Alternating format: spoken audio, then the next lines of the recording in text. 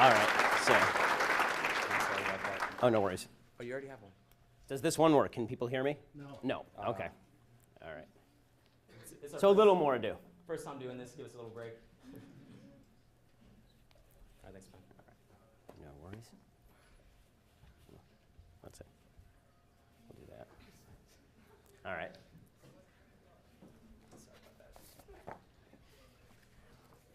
Well, thank you all for coming out. Really appreciate it. We want to thank the Mizzou College Republicans for showing an enormous amount of backbone and fortitude, putting this together on such short notice and doing the hard work of making people aware of the event.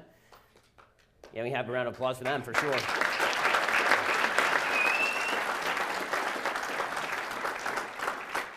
I want to thank Young America's Foundation because they really did put this together on extremely short notice. They called me Saturday night and asked if we could put something together, and everything snowballed from there.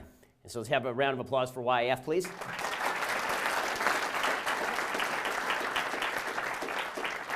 And I want to thank the police who've done an incredible job making sure that everything stays safe. Even the left should thank the police, even if you're too busy calling them racist murderers without evidence. Since you need to, you probably should thank them for doing what they do, since if you need to call somebody in case I hurt your feelings tonight, it's going to be them.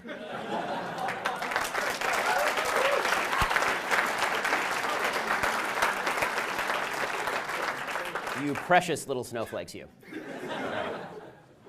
Okay, I want to start by telling you a story. It's not from this campus. It's from another campus, Vanderbilt University in Tennessee. Just a couple of days ago, on Monday, 200 students decided that they'd had it with the administration. They decided they were going to protest the administration. They were upset about the microaggressions of the administration. They didn't cite any particular incidents. They couldn't explain what the administration had done that was dramatically wrong. So they went and they protested. They demanded diversity classes and a more diverse university, all the usual list of demands that have more to do with racism of skin color than they do with actual diversity of thought. Well, the next day after all this happened, a bag of poop showed up at the front door of the Bishop Joseph Johnson Black Cultural Center. And the end of the world ensued, as it's likely to do these days. And the student activist group rushed to Facebook, and they announced what they called the Vile Act. And they said, quote, "The violation of a place that in many ways is the sole home for many black students is deplorable. As many of us sit in grief, recognize that these types of actions are what we speak of when we note the reality of exclusion and isolation of students of color, and specifically black students, on our campus." The police investigated, and they didn't end up finding it, they didn't end up prosecuting anyone. So clear instance of systemic racism, right? Well, not so much. Turns out that the bag of dog doo was put there by a blind girl. The blind girl had been walking her dog. She picked up dog doo in the bag, and she couldn't locate the nearest trash can. So she did what she had been instructed to do, which is you leave it outside of a building so that the next civilized person who walks out takes it and throws it in the garbage. So pretty quickly, this happened just this week. Pretty quickly, the student group had to come out with an apology. They ended up deleting the post and apologizing. And then, this is just the best part because the left never sleeps, they issued a statement about how the needs of students with disabilities on the campus were also marginalized.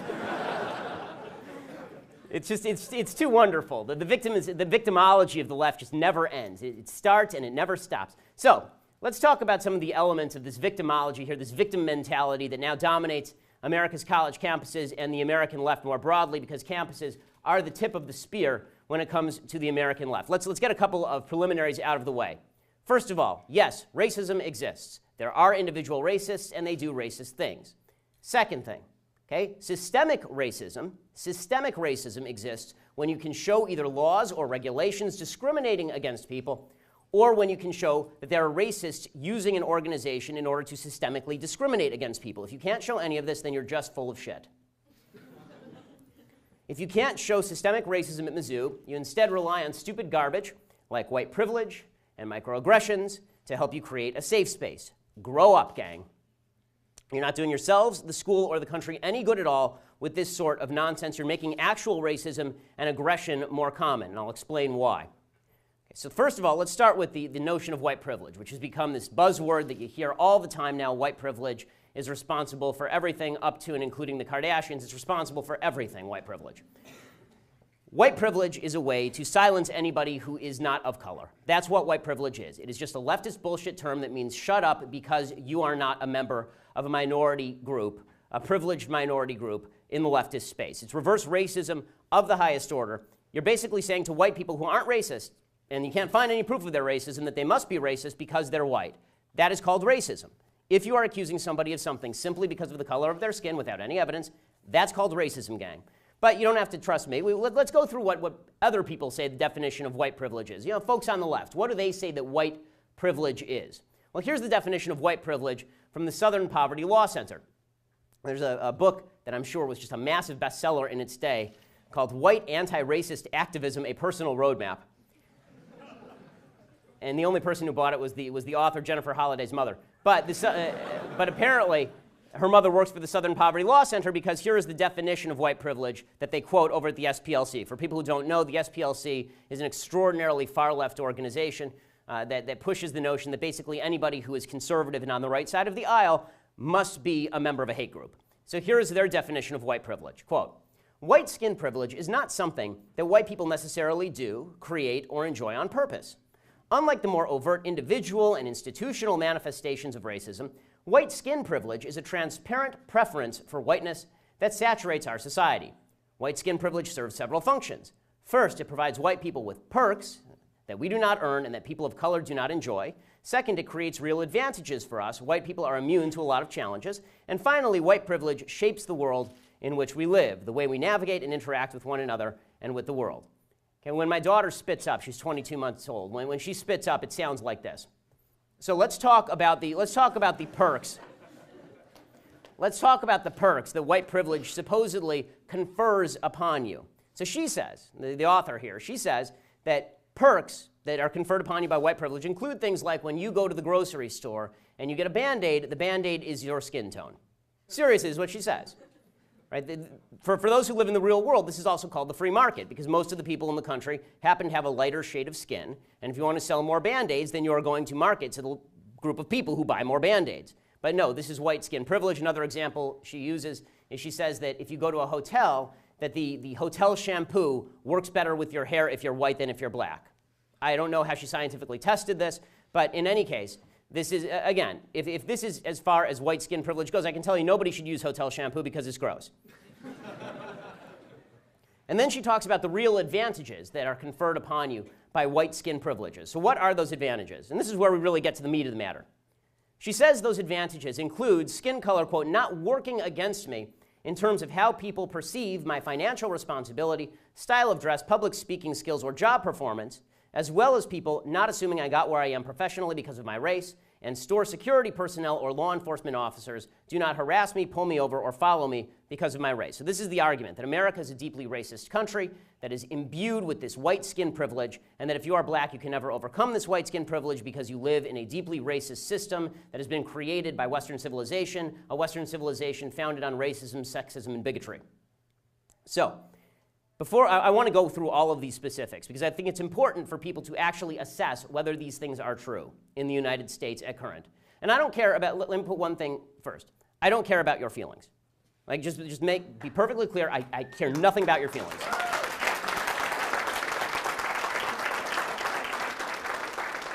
I don't want to hear about your feelings. I don't want to hear about your subjective emotions. I don't want to hear about your heart cries out to the, I don't care, you're not my wife, you're not my kid, I don't give a damn.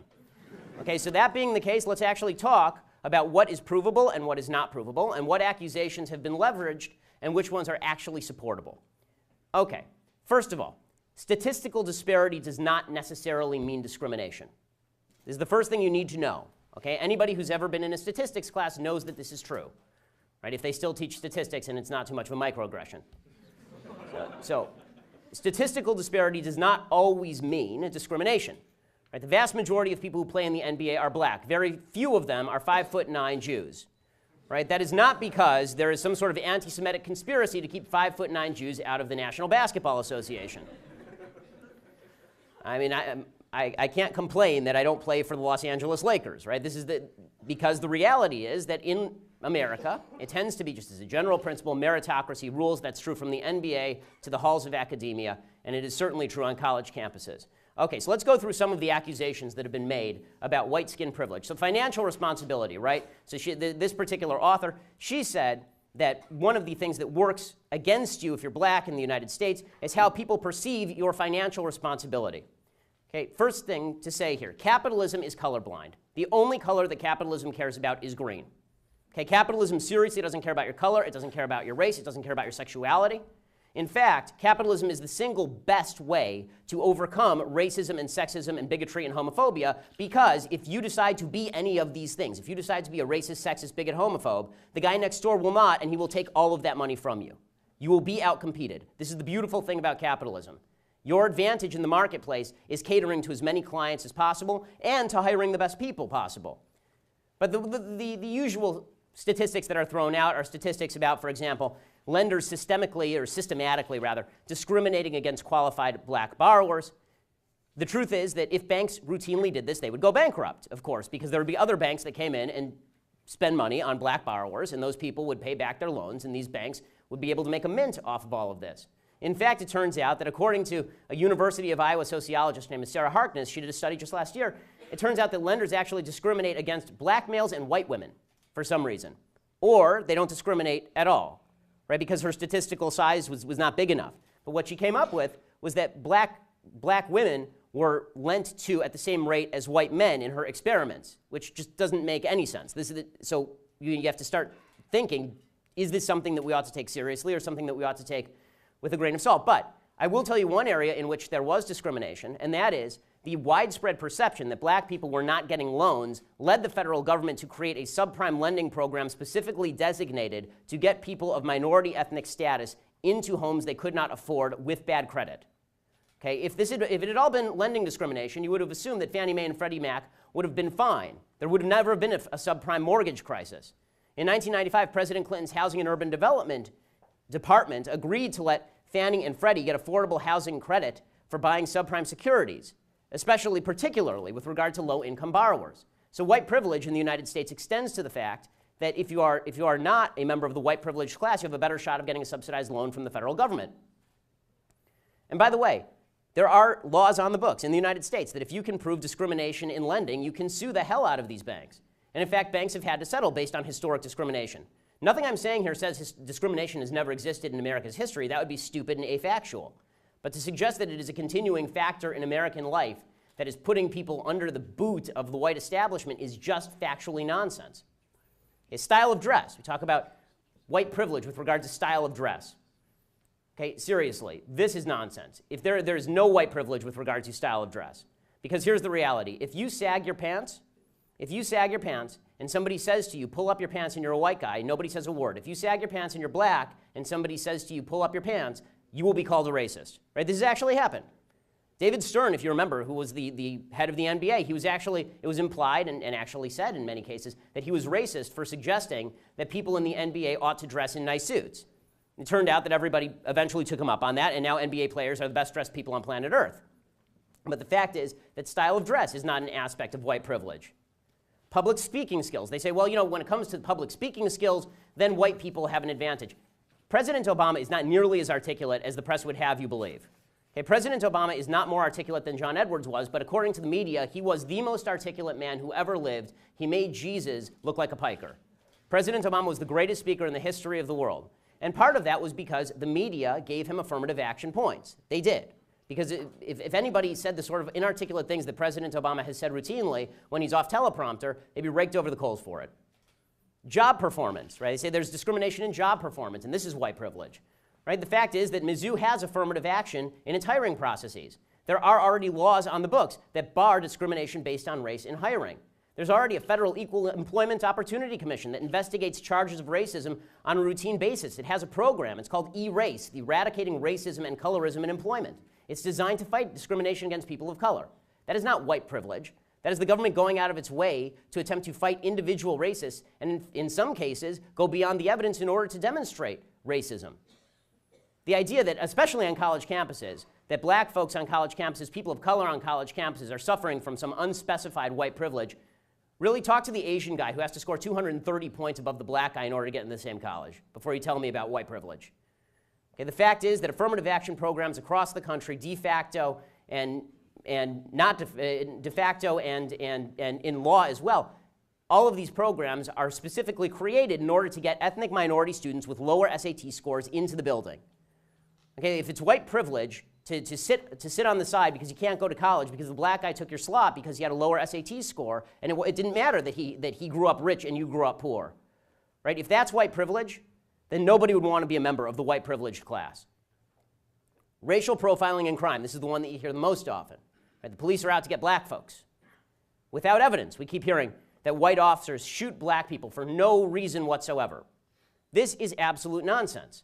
More white people in the United States die at the hands of the cops than black people. More importantly, blacks are more likely to be killed by police than white people on a percentage basis, but police are less likely to kill black people in the same circumstances. According to Professor Peter Moskos of John Jay College of Criminal Justice at CUNY, City University of New York, quote, if one adjusts for the racial disparity in the homicide rate, or the rate at which police are feloniously killed, whites are actually more likely to be killed by police than blacks.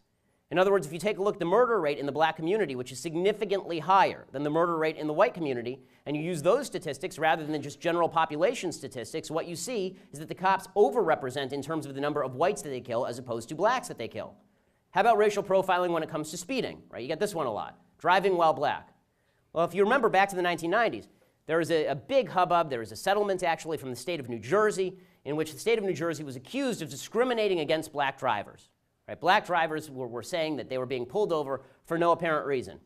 Well, the Department of Justice and the New Jersey Attorney General commissioned a study, and they clocked the speed of all the drivers. Instead of just assuming that everybody drives the same speed regardless of race, which again was an evidenceless proposition, they actually went ahead and they looked at how do people drive in the state of New Jersey. Turns out that black people sped disproportionately.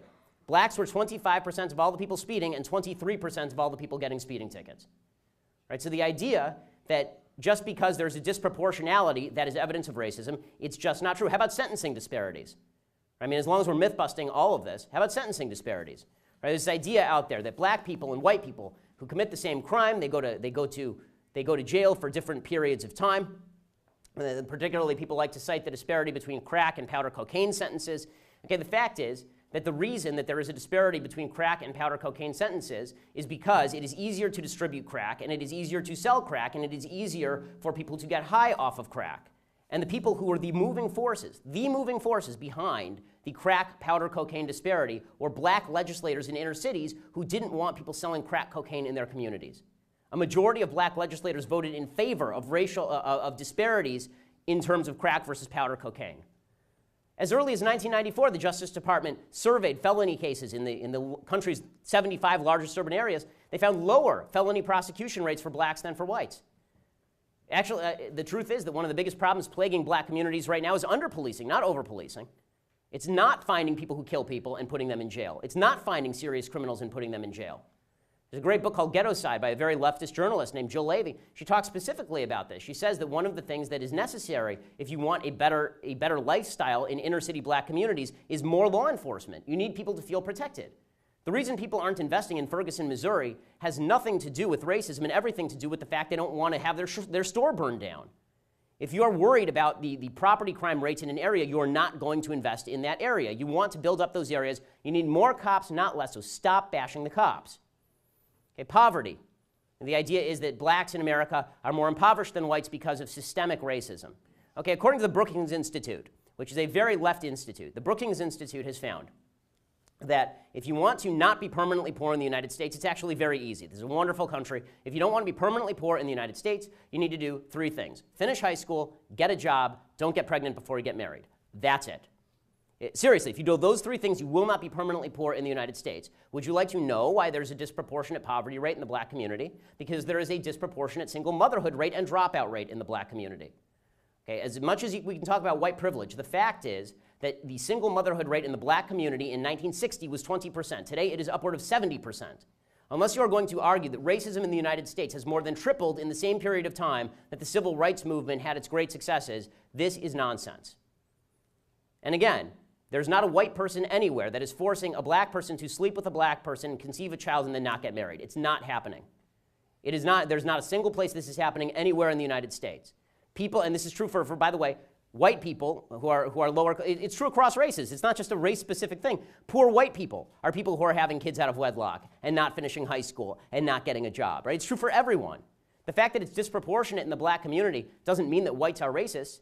It means that something needs to change inside the black community, and people need to start taking personal responsibility. I know these words are out of style. Personal responsibility for the stuff that you do.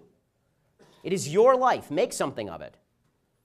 So, here's the deal with white privilege. Because white privilege always assumes racism without evidence, always assumes racism without evidence, when there is no racism, they simply make up the evidence with regard to white privilege.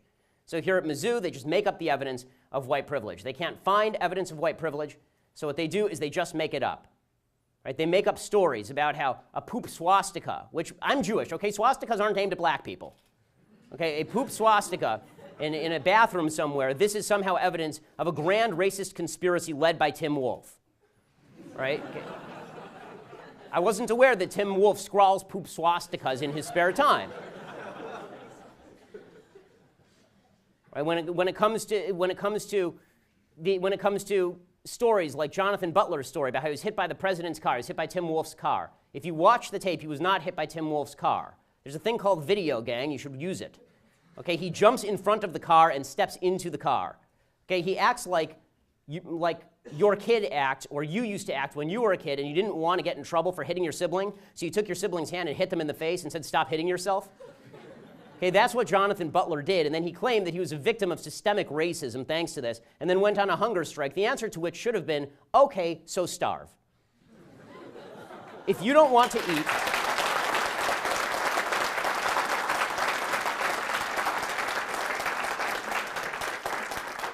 it's a free country, gang, and if you don't want to eat, it's your own damn problem. Okay, they make up evidence with regard to things like Michael Brown. Okay, we're still hearing that. We heard that here on this campus, that this whole big movement here sprang from what happened in Ferguson. Never have I ever heard a better example of how bullshit in one place turns into bullshit in another place.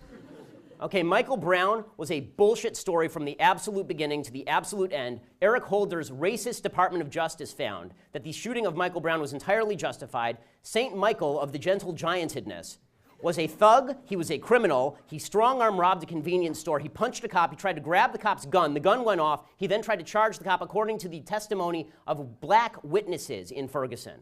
That is why the grand jury did not go forward. So, but again, if you believe in white privilege and you can't find the evidence, then you just make up the evidence. It's really convenient.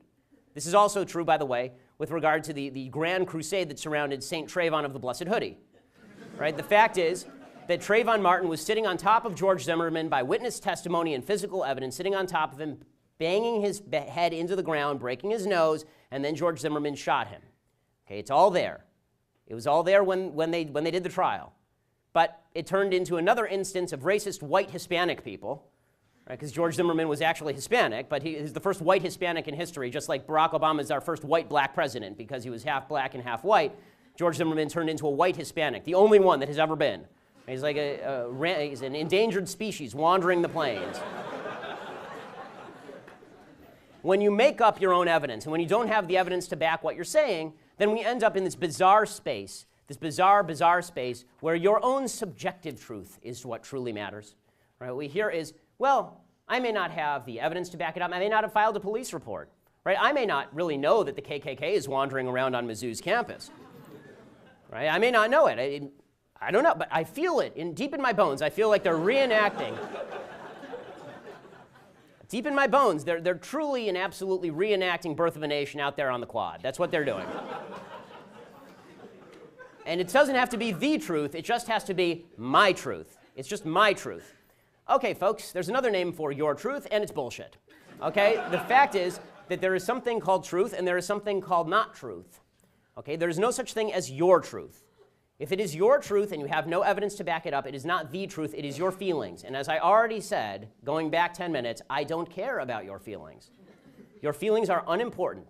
To mature people, the subjective feelings of others are only important if you're married to them. Okay, facts don't care about your feelings.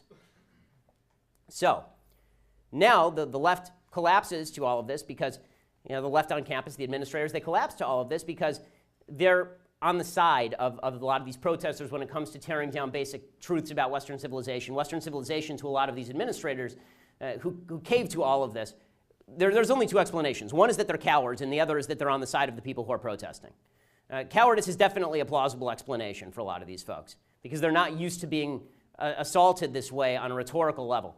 But there is also a good argument to be made that a lot of these college administrators are people who side with this leftist agenda, this world-changing agenda. These were all the people who protested in the 60s and took over the buildings, and now their grandchildren are eating them.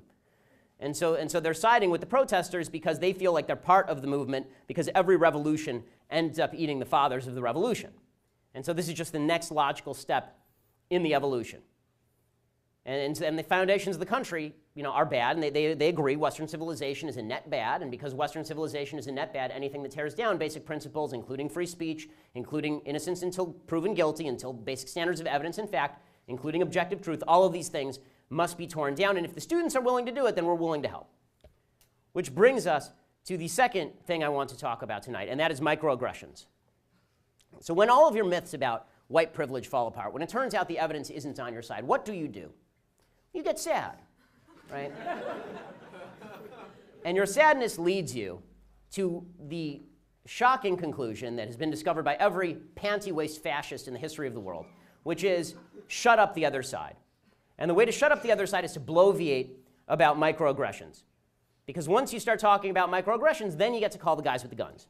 So, for those who don't know, what is a microaggression? What is a microaggression? Well, let's use the definition provided by a social psychologist. His name is Jonathan Haidt in The Atlantic. He says, microaggressions are, quote, small actions or word choices that seem on their face to have no malicious intent, but that are thought of as a kind of violence nonetheless. So your subjective perspective on when you have been aggressed is all that counts. You don't actually have to have been aggressed. Nobody has to have insulted you, but all that matters is that you feel as though you have been aggressed. Now, what Haidt says in The Atlantic, he says that this actually creates unstable people. It actually creates mental illness to push the microaggression culture. He says the recent collegiate trend of uncovering allegedly racist, sexist, classist, or otherwise discriminatory microaggressions doesn't incidentally teach students to focus on small or accidental slights. Its purpose is to get students to focus on them and then relabel the people who have made such remarks as aggressors. In psychology, when people are depressed, when they're having psychological states, one of the things that they've learned to use is something called cognitive behavioral therapy. The psych majors in the room should know what this is. Right? Cognitive behavioral therapy is the idea that you can actually break the chain of your thought. Right? You identify the part in your thought where you went wrong, and then you stop, and then you fix it. Right? But that microaggression culture does the opposite. It tells you that everything you feel bad about, it doesn't even have to be true. Somebody has microaggressed you in a way, and thus everything is justified. And so I'm offended now becomes the trump card. Right? My subjective feeling of offense trumps anything that you were saying. It doesn't matter that what you were saying is true.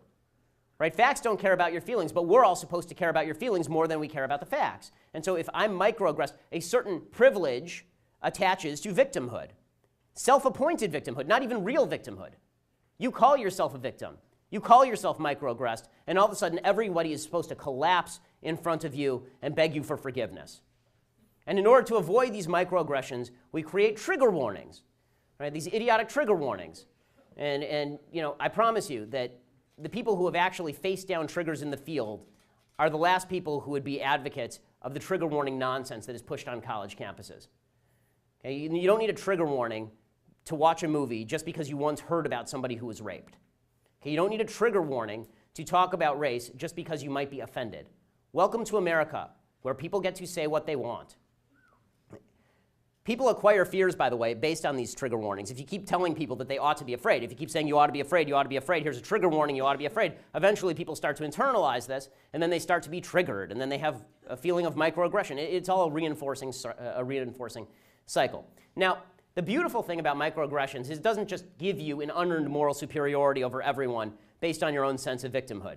The beautiful thing about microaggressions is the term itself, right? Because they're not micro-insults, right? They're not micro-offensive statements, they're microaggressions. The idea being that you have now been aggressed upon, that somebody has done something aggressive to you. And for those of us who live in the real world, the way that aggression is usually met is with aggression. Right? If somebody punches you in the face, you punch them back in the face. Right? But what the term microaggression does is it now violates the cardinal rule from kindergarten, sticks and stones may break my bones, but words will never hurt me. The idea being that words will hurt me, and now I can break your bones with sticks and stones. Because words are I have been aggressed upon, right? It was an act of aggression, it hurt me, and now I get to turn around and do something to you like call the guys with the guns. And microaggressions become an excuse for violence and racism, and yes, evil. It's amazing. In American life, we've become fond of our myth of what evil looks like. We've become fond of the kind of James Bond myth of what evil is, where evil has now become basically, the guy who is the guy who is at the end of the shadowy table in the James Bond film, and he has a shark tank that is under the floor, and if he doesn't like you, he hits a button, and then he laughs hysterically. But first he tells you his evil plan so you can escape and kill him later, right? This is what evil is. Evil is this myth of pure evil. It's just people who enjoy doing evil. Good people, normal people could never turn evil. This is all a myth. It's not true. Okay, there are actual ways that evil is created, and one of the ways that evil is created is through the microaggression culture. Another way that the evil is created is through unjustified self-esteem that is promoted by the left on university campuses, and another way is an ideology of victimhood that results in actual suffering. Okay, this is not coming from me. This is coming from a book called Evil, Inside Human Violence and Cruelty by a Columbia psychologist named Roy Baumeister. What he says is that ideology clearly can be a force for evil, because if you believe that the ends justify the means, you're pretty much willing to do anything. Right? If you are a Nazi, then you believe that killing Jews gets you to Nazi utopia, so you're basically willing to do anything. Well, if you're somebody who believes that the way that racial justice is done in the country is by getting innocent people fired, you are willing to get innocent people fired in order to pursue racial justice. Ideology trumps decency. Unjustified self-esteem is another way that evil is created.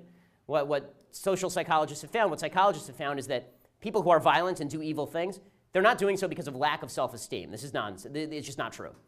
Most people who do evil things, most violent people, are people with very high self-esteem, and then who find that their high self-esteem doesn't match up to the reality of the world. And this creates what Baumeister calls ego threats. Ego threats are this gap between how you perceive yourself and what you actually are. And if you spend a lot of time thinking that you are great, and then people tell you that you're not great, then you are likely to respond in a violent way. So all colleges do now is tell kids that they're great. All colleges do is tell kids that they're the future. If that's the case, I'll sell my bonds. All they do is tell kids that they are the ones who are going to be running the world, and they're all brilliant, and they're all precious little snowflakes who have to be guarded in their little safe spaces. And if we do that, if we keep them under glass like David Duchovny's hand in Zoolander, then somehow we will come up with a better world. We will have created a better world. What instead happens is that these kids graduate from college, these people not much younger than I am graduate from college, and they go out and they sit at Occupy protests and they poop on themselves and complain about why their lesbian arts degree isn't getting them a six-figure job on Wall Street.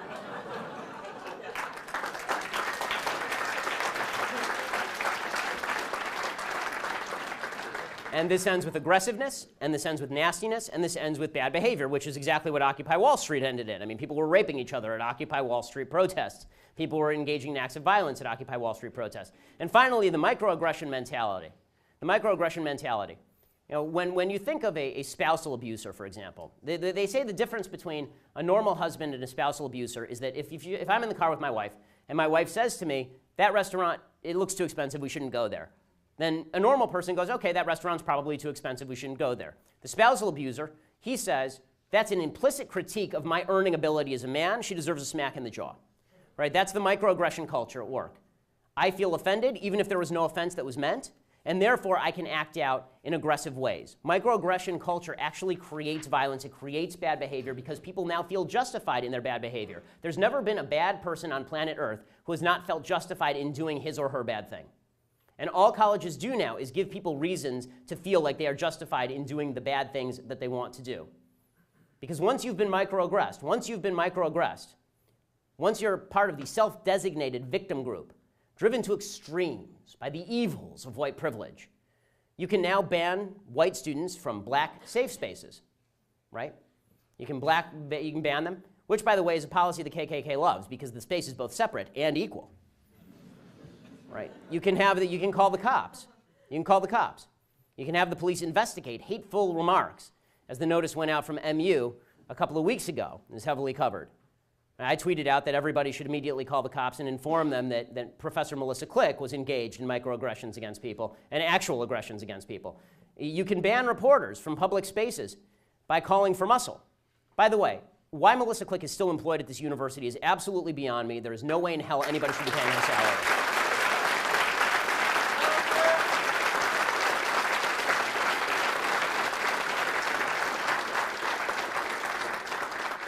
Once you're microaggressed, you can deliberately assault reporters, as we saw happen to at least a couple of reporters. And again, I have to tell you, the strategy that these protesters are using, this constant you hit yourself strategy, and if you watch the tape of the reporter who was trying to get into the safe space, the magical safe space, the coveted utopian safe space, he's standing there with the camera, and all of the kids are saying to each other, and one of the professors is saying to them, you know, just move up, just move, let's march forward. And the reporter's literally just standing there. They bump into the reporter with him standing there completely immobile, and then they start yelling at him about how he hit them. And it's just childish behavior. This is spoiled brat behavior. You can excuse pastors being punched inside the free speech zone, right? You can do anything. Once you've been microaggressed, microaggression gives you superpowers. And the beauty of it is that you give yourself the superpowers because you're the one who determines whether you've been microaggressed. You don't even have to show proof that you were microaggressed. You were because you feel it deep in the cockles of your heart. So finally, all of this, the white privilege, the microaggressions, this provides the impetus for the safe space, the vaunted safe space, which I know I have violated multiple times tonight. And I got to tell you, I don't give two hoots in hell. The system is so corrupt, it's so inescapable, and you've made it so corrupt and so inescapable to yourself that you need a safe space. Everybody needs to be put outside the safe space, and reality must not intrude. The South Park song about safe spaces is exactly what these people think. And let me tell you something about safe spaces. There's only one group of people who want safe spaces that are race-specific. There are only one group of people that want safe spaces so that they never have to hear from anybody of a different ideology or political persuasion. Those people are called fascists. Okay, and you've got a bunch of fascists, damn fascists on this campus, who are trying to shut down political debate and trying to cloister themselves in this little cocoon of stupidity so they don't have to debate anyone or think about issues outside their kin so that they can feel comfortable. Guess what? Life isn't about feeling comfortable. Life is about bettering yourself. Get off your ass, you stupid pansies.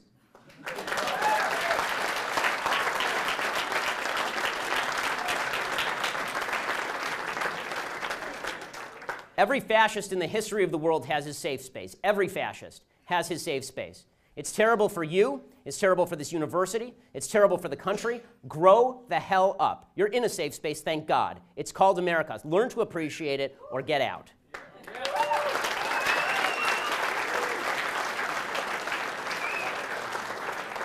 I'm happy to take questions. Thanks so much.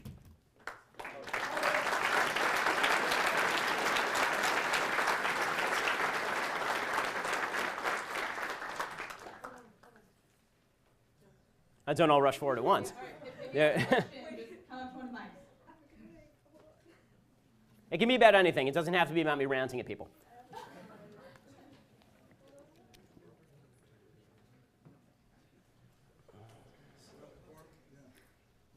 If by open forum it means you get to make a speech, the answer is no. There has to be a question mark at the end. Yeah, just a question.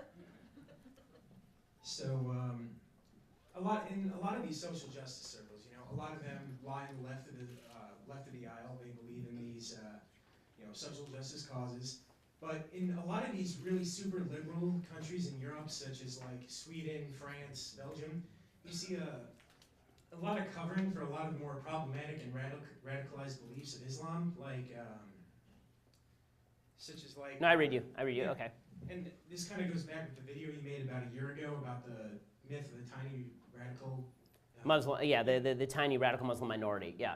So why do you think that liberals are so quick to sort of judge imagined racism in white people and white Americans, yet they seem to cover for it in Islam? Yes, this is a good question. It is a good question. So the question is for people who, we have a mic, so I assume everybody heard it, but the basic question was, why is it that the left seems so comfortable siding with radical Islam in so many situations around the world? And the answer is because leftist philosophy is based on the philosophy of the oppressed versus the oppressor. Right? The way that the left judges the world is based on equality of outcome. All that matters is that everybody ends up equal. It doesn't matter equal opportunity. Leftism is based on the fundamental premise that everybody should end up the same. So if there are two guys in a room, one guy has $4 and one guy has $1, the guy with 4 must have exploited the guy with 1. Or if there's a homeless guy and Bill Gates must have exploited the homeless guy somehow, even if the homeless guy can't afford a crappy version of Windows. Right? He must have exploited him. Well, the same holds true internationally. So if you look internationally, Islamic countries tend to be incredibly poor because they're badly run and because they're oppressive and because they're tyrannical.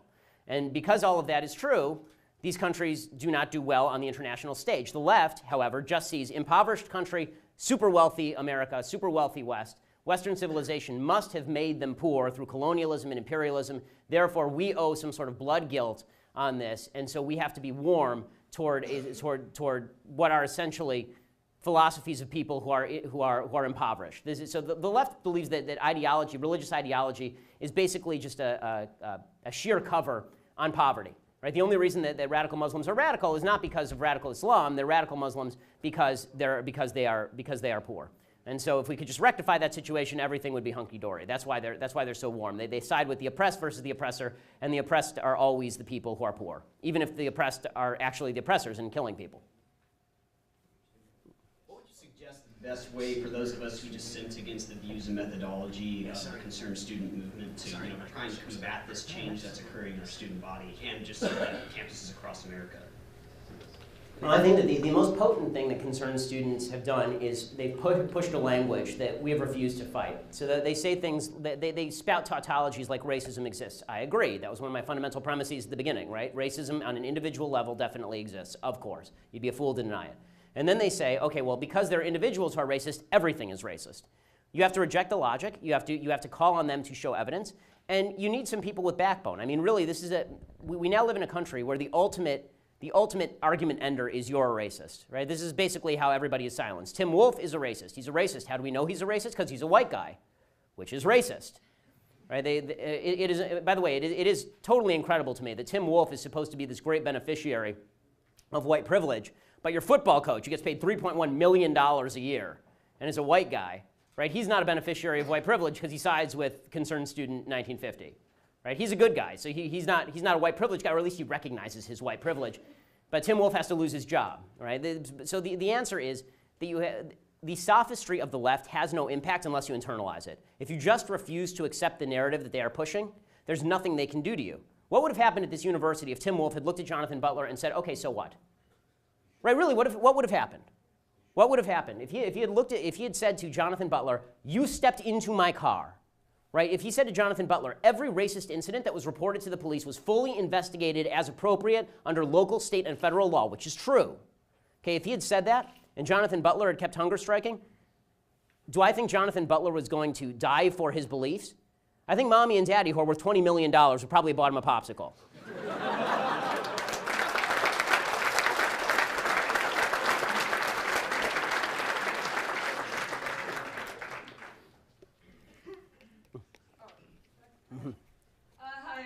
I'm with the Mizzou CRs. I'm doing questions online, so all of these are going to be from Twitter. So David R. Shorten at D. Shorten Music wants to know,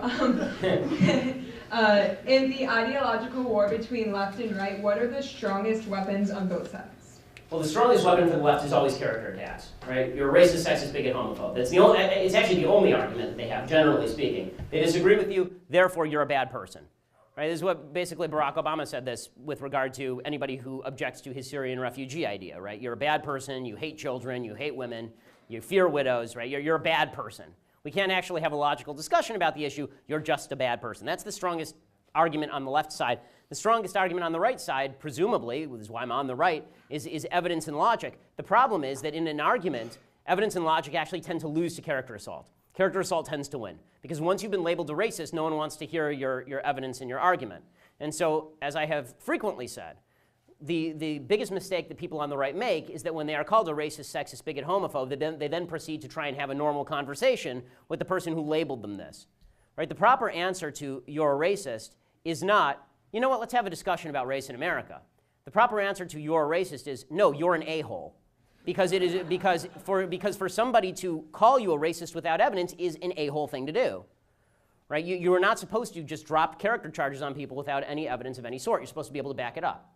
So the right needs to start using that argument. It's effective, I know from personal experience, and it is a useful tool, because until we can get to the point where the left and the right actually have discussions about policy and not about character, nothing is going to happen that's good in American politics. Graduate of this university, I don't really have a question for you because I agree with most of what you say. I just wanted to say thank you for coming and helping us fight the fight here. Oh, I appreciate it.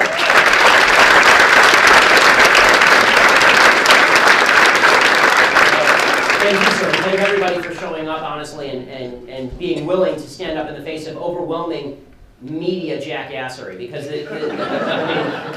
I'm a frequent watcher of ESPN, which has now become basically MSNBC with footballs.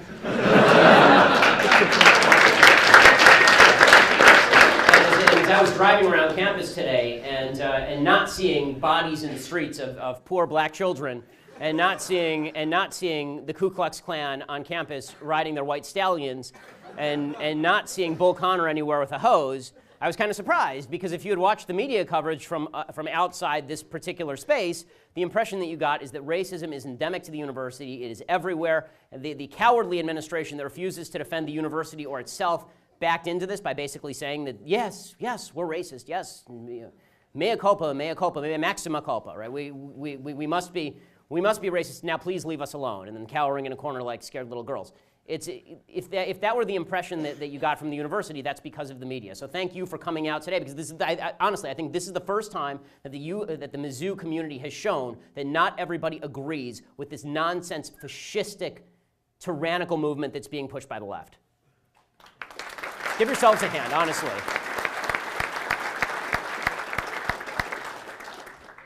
Hi, I'm Josh Ferry. I have a lot of questions for you, so if you want to come over for Shabbat dinner. Oh, I appreciate it, thank you. So, as a Jew, I've obviously experienced, racism from time to time. I mean, unless somebody had a really bad day at a dining hall, that poop swastika was meant for people. So, for somebody like me who obviously sometimes agrees with what's happening on campus, not in the sense of how it's being taken care of, but the fact that, yes, I agree, like you said, there is racism here and there. Sure. So, as somebody who believes that, and who strongly supports Israel and its right to exist and stuff like that, how do you suggest dealing with activists like on campus, these Black Lives Matter groups and other groups, aligning themselves with like BDS movements and boycotting Israel movements, where when I sometimes agree with them, but then they do that, I'm like, whoa. Well, I mean, I want more specifics on where you agree with them, but but as far as the alliance between all of these various ethnic groups that are kind of getting together and then backing each other's play in order to tear down the system, I mean, there's a reason. It's an alliance. They're using. I mean, this actually has deep roots in certain leftist philosophy. There's a school of thought called the Frankfurt School. It's a Marxist school of thought that came to the United States in the 1920s and 1930s. They were expatriates from Germany, and they had realized that the Marxist description of the world, that the oppressed classes, that the poor of the world, the proletariat, were going to rise up and take over the universe, all this was not true in the aftermath of World War I. And so they had to come up with a different strategy for how to make this happen. And one of the things that they suggested was polarize people along tribal lines, along racial lines, and then have everybody sort of attack the capitalist system as the source of all racism. And so you're seeing that alliance in action right now. I mean, that's really what you're seeing, because for goodness sake, I mean, forget the Black Lives Matter movement for a second. Think about the bizarre juxtaposition between the boycott, divest, sanctions movement against Israel and the LGBT crowd. Right? I mean, talk about something that makes no sense whatsoever, right? I mean, they literally kill gay people in certain parts of the Middle East, and there's actual legal punishment for homosexuality under the Palestinian Authority. But yet, the LGBT crowd will side with the anti-Israel crowd. That's because there's a broader agenda, not because they agree on every particular. The only way to fight that is by calling it out when you see it, and not caving to this generalized idea that America is a terrible, oppressive, terrible place. Honestly, the people at this university, we are privileged to live at such a time in history. For all the problems that I have with the current administration, and for all the problems I have with the American left and the international left, and for all the skepticism I have about the future, this is, if you could live in any time of history, it would be right now. I mean, living right now is a magnificent thing, and living in America right now is the best any group of human beings has ever had it in the history of the world. And so having people rip down the system that built all of that, saying, oh yeah, we'll make things better by taking away all of the fundamental notions of freedom and liberty that undergird that truly is an evil goal. Hi, my name is Victoria. I'm a freshman journalism student here. I actually have two questions for you. I'm in a class right now where our entire grade is based off of papers we have to write, specifically dealing with issues like how white privilege has affected marginalized groups of people over, like, throughout history.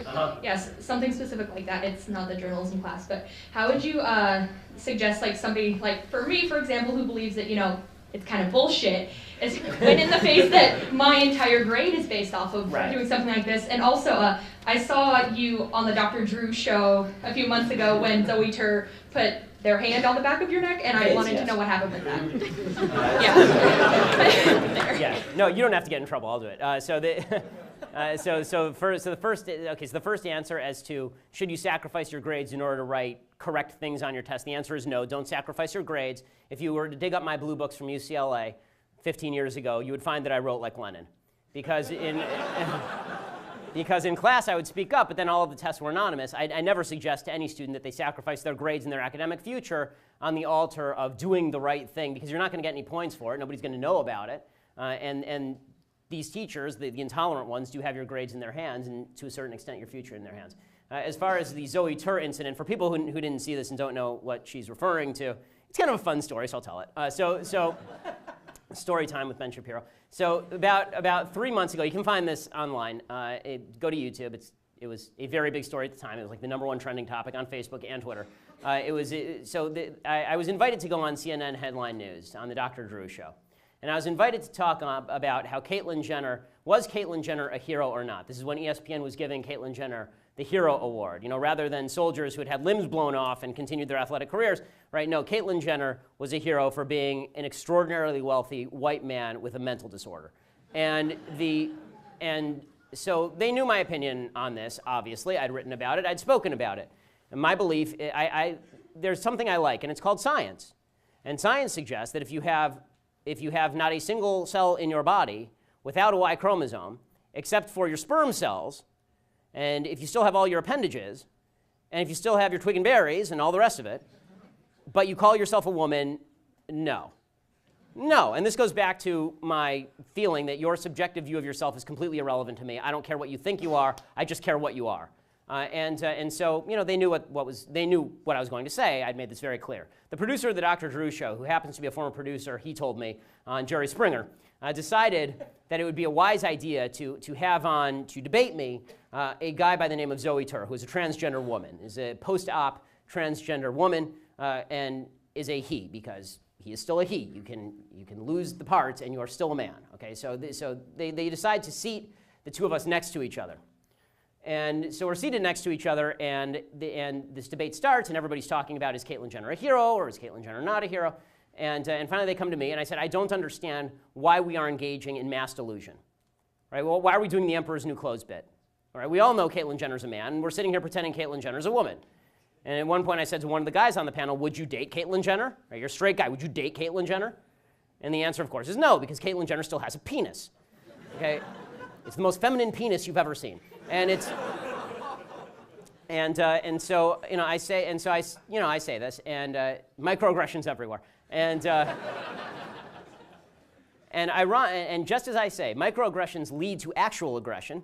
So what happened is I said this, and this transgender guy sitting next to me, he grabs me by the back of the neck on national TV and says, if you don't cut that out, you'll go home in an ambulance, or I'll send you home in an ambulance, which is weird because ambulances don't go home. And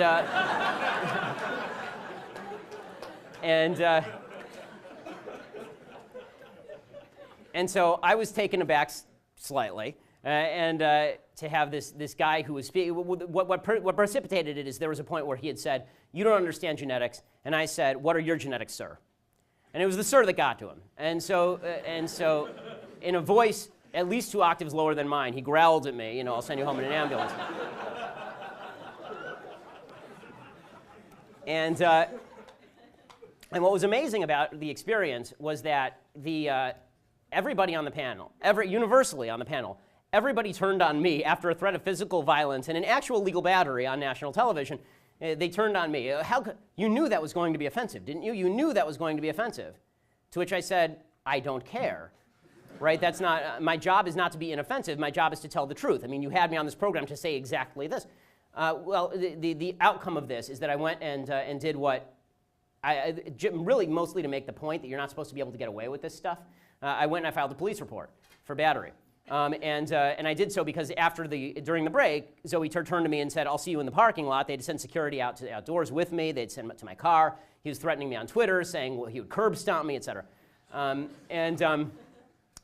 Which I have to say, is deeply unladylike behavior.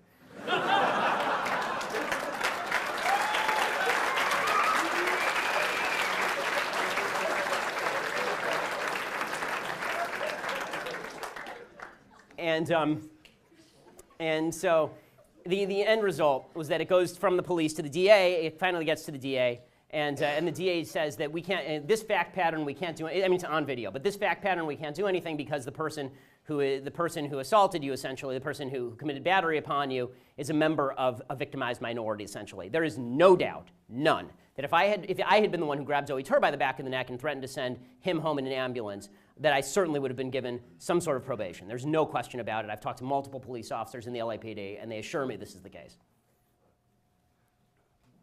My name's Jackson, and I followed you on Twitter after seeing that on ESPN, and one of the best decisions of my life. My question to you has... You need more stuff in your life, dude.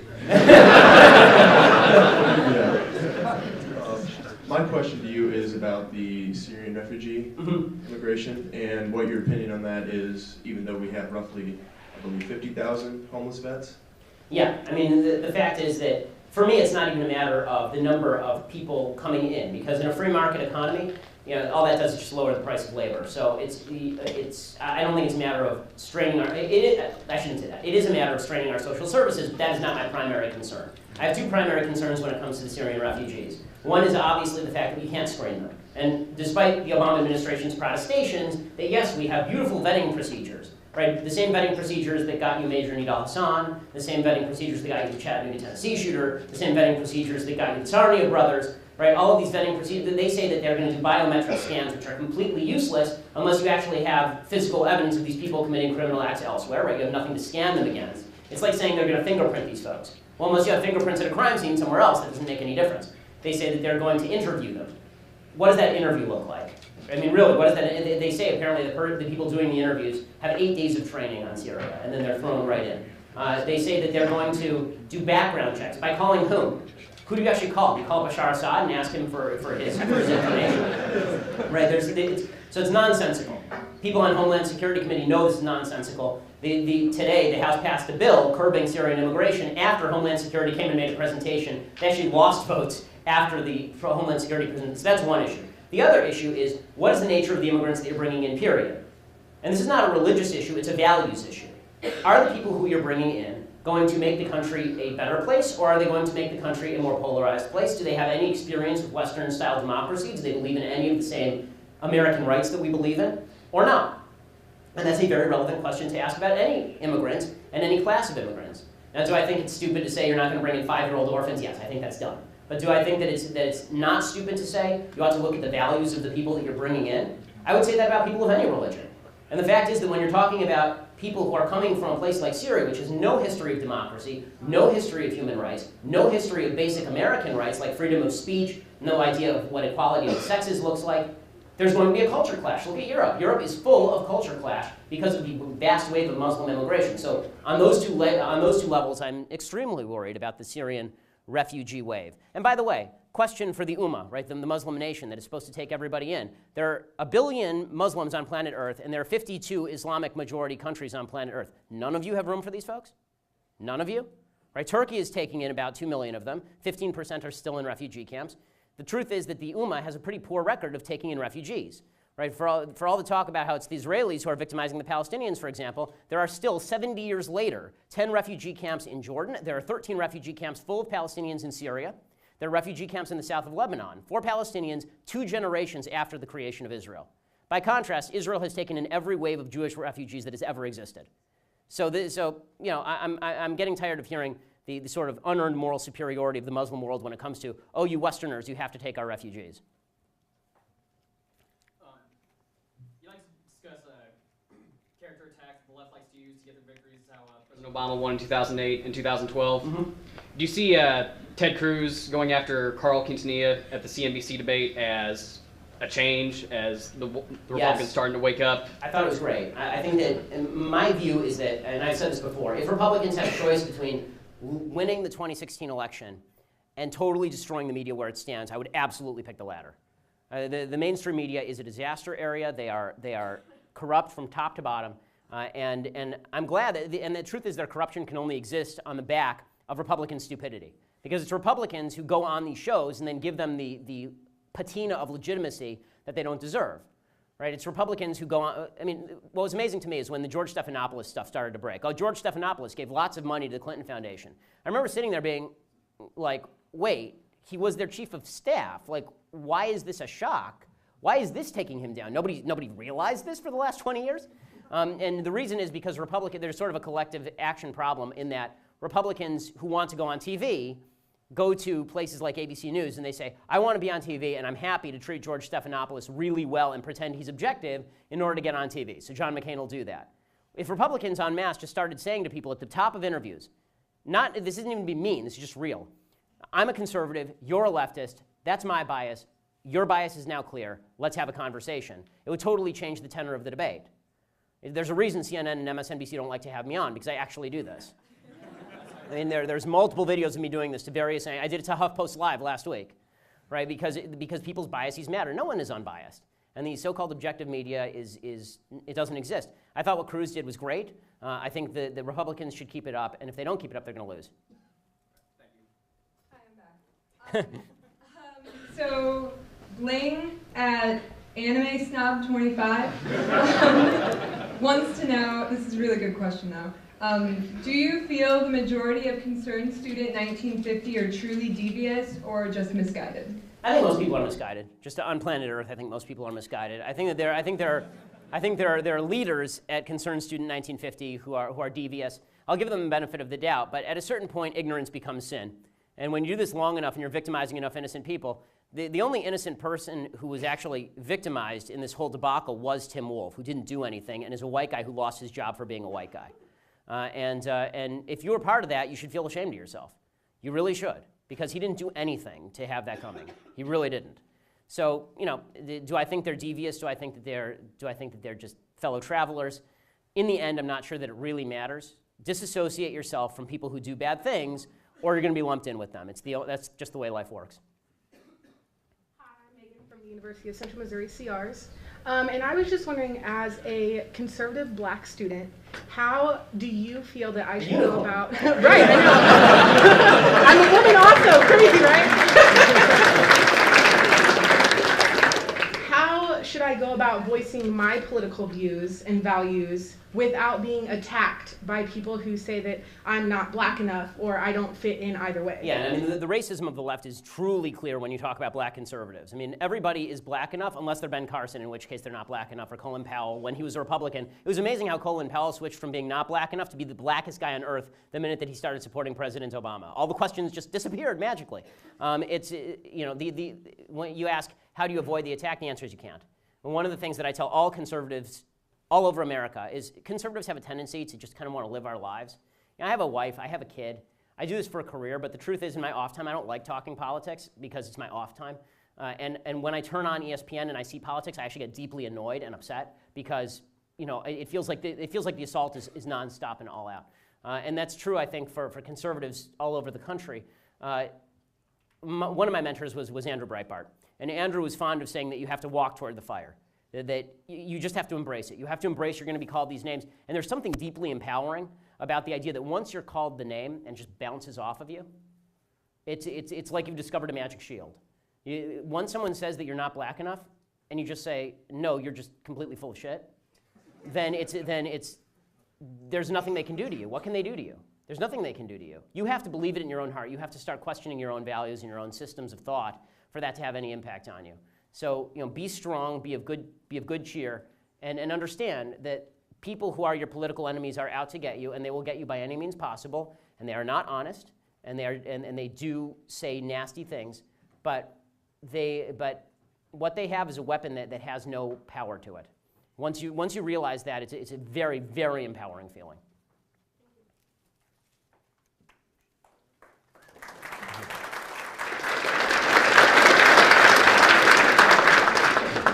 I'm the videographer whose video went viral last Tuesday. It received 2.5 million views. I wanted to, you had me until you brought up Caitlyn Jenner for no reason and called her a man.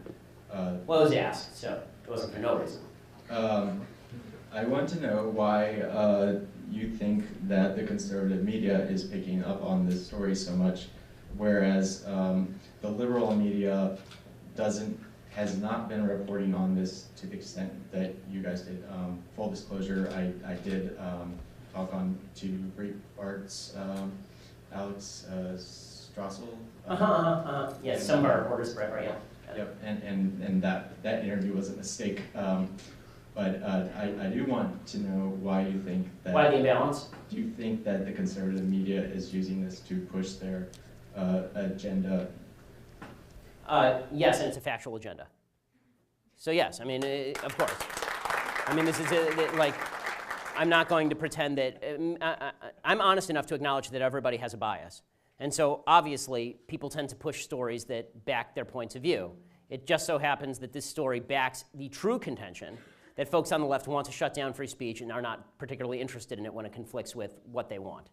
So yeah, I mean, there's a reason the left isn't going to pay attention to it, because it cuts against what they want to say. The left wants to say that offensiveness is a significantly more important, being non-offensive is a more important value than free speech. This is what they want to say. And the right says free speech is a more important value than non-offensiveness. So in that battle, your video was a perfect example of free speech. It was a clarifying moment. It was a clarifying moment for a lot of people who saw that for the left, non-offensiveness is more important than freedom of speech. Okay. Do you know why the conservative media has covered this story to a greater extent than Tim Wolf resigning?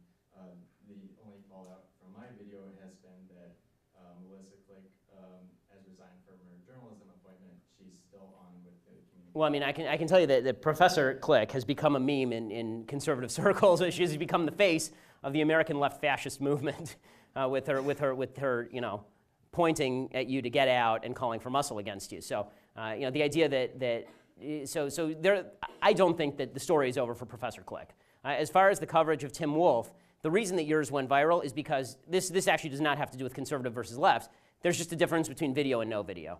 Video is something people can watch. It's something people can share. This is why, folks, if you actually want to make a difference in the world, you all have cell phones. You're all journalists now. Congratulations. Go out, get a story. You can break it. It can become a big thing like this. Right? So that's really the moral of the story. Hey, Ben, we've got 7,000 concurrent viewers right now. Awesome. Oh, yeah, well, welcome to all the concurrent viewers. My name is Matthew. To answer his question, the liberal media knows they're wrong. They're ashamed of it. That's why they're not covering it. I want to say I don't think you should fake. You should pretend to write something you don't believe on a test. Because you say no one will know, but you'll know, and you won't have a clear conscience then. So this is a question of methodology versus, I mean, this is a question, for me, I would rather that you lie on your tests, get straight A's, go to Harvard Law School, get out, make a lot of money, turn around and use your multi-millions of dollars to destroy all the people who crushed you. I don't think that any justified means, and I think the value of your clear conscience is more valuable than the Okay, that's fine. We can have an honest disagreement about this. We have the same goal, it's just different. No, I understand. We can have an honest disagreement about that. I understand your perspective. I just think as a general rule, there are certain people in control of the university system, and ignoring that is a dangerous thing for a lot of folks. I would say you touched on the solution earlier. You say when you participate in a corrupt system, you legitimize it. So I would say walk away. Well, I mean, don't go on it. Don't go right. on So, ESPN. so as far as walk away, I think that the real answer is not on the college campuses. The real answer is in the employment community. The idea that everybody has to go to college is just an idiocy that's been foisted upon us over the last 30, 40 years. And the reality is that college has basically become just a sorting mechanism, right? The fact is that if you go to a top college, now we know you're smart, and so you can get a good job because we know you're smart. You have a degree in political science, which is totally useless for all intents and purposes. I was a poli-sci major, I know. And so, yeah, so are you, so you're useless too. Right, so the point being that the college system itself is deeply corrupt and problematic, and so there needs to be an alternative system built. I agree with that, and I think that one of the things that should happen, and I think is going to start happening, is with the rise of the internet. I think you're going to start seeing internet universities where people can actually get educated. I think that there are a lot of conservatives who send their kids to Hillsdale College. I think it's actually a useful thing, I do, for conservative students to go to leftist universities just so that you know what the other side is thinking. I think conservatives get more out of being on a campus like this than leftists do. I think the leftists on campus get nothing out of being on campus other than their happy little unicorn and puppy dog filled safe space. My question is, do you think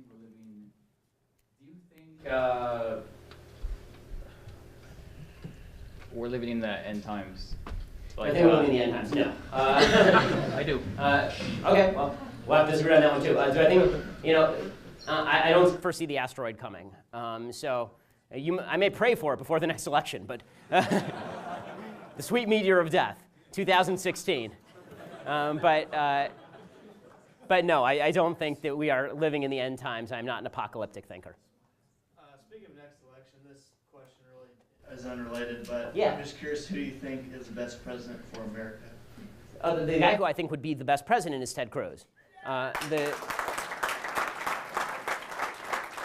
And I like a number of the Republican candidates. I like Ted Cruz. I like Marco Rubio. I think he's wrong on immigration. But honestly, I would take a flaming bag of dog feces over Hillary Clinton. So it's not.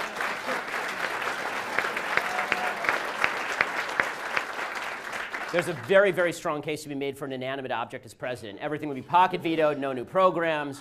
Everything would sunset. It would be the only thing you would need is just a mechanical hand to sign defense spending bills. But other than that, But I think there are a lot of good candidates who could be good presidents. Then there are some candidates who I think would be mediocre presidents, but better than Hillary Clinton, because that's just a truism. Anyone will be better than Hillary Clinton, except for Barack Obama. That the usual follow-up question is, who do you think can win, right? Who do you think can beat Hillary Clinton? And I think it almost totally depends on the news cycle. I think that right now, if the election were today, any of the Republicans could beat Hillary Clinton, because as long as the news cycle is that there's a foreign threat that is a grave threat to the United States, Democrats lose. The typical political narrative in the United States has been Democrats saying the greatest threat to America is Republicans, and Republicans saying that the greatest threat to America is some foreign power, Soviet Union, China, Russia, ISIS, Al-Qaeda, right? And so when the American people believe that a foreign threat is the greatest threat, they vote Republican. When they believe Republicans are the greatest threat, they vote Democrat. And this is why Hillary Clinton, for example, in that first soporific Democratic debate, said that her enemies were the Republicans, right? Because she actually believes that. I think that Republicans should start basically saying the opposite. I think Republicans should recognize the truth, which is the truth is that the greatest threat to the continued power and prosperity of the United States is the Democrats. It's not ISIS.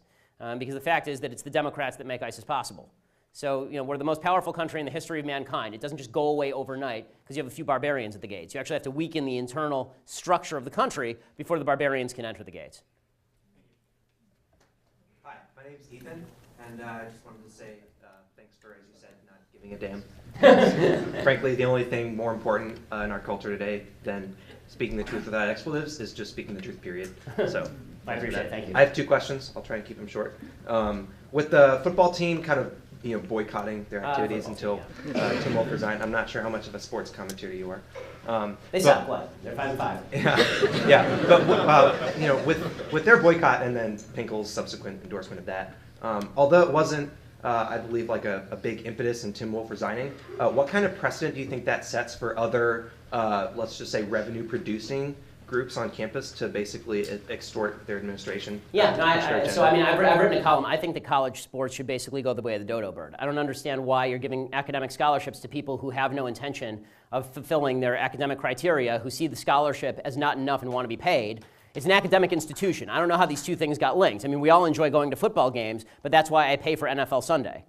Right? I mean, this is the idea that taxpayers, especially at state-sponsored universities, taxpayers are supposed to pay a portion of a salary that's $3.1 million in order so that you can have a football team for a bunch of people who, again, are going to major in phys ed, is just, it's nonsensical to me. It doesn't make sense as an academic institution, and it demonstrates where the real power base at these universities lies, which is kind of pathetic. And by the way, I do want to mention that, but before we go further, just because I promised I would, the Mizzou CRs, for people who are watching also, the Mizzou CRs do have a GoFundMe page to fund future programming here. They need your money and they need your help, so go to their GoFundMe page and search for University of Missouri College Republicans and give them some money, because they could use it. They're obviously in over their heads here.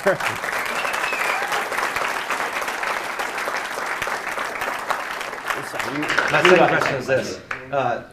obviously in the news there have been a number of racist incidents around campus that have been kind of blown out of proportion by groups like Concerned Student to be it's indicative. everybody. It's everybody. Yeah, it's being blown out of proportion to be indicative of this racist system. I was wondering how much you think the substance abuse culture, which is also just as prevalent on college campuses.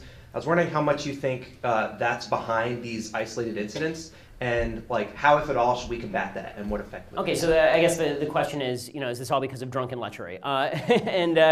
And no, I think that a racist who gets drunk is a racist, and a non-racist who gets drunk doesn't magically become a racist. I mean, I think racists are racists. I also think that on a university campus of what do you have, 30,000, 35,000 students here?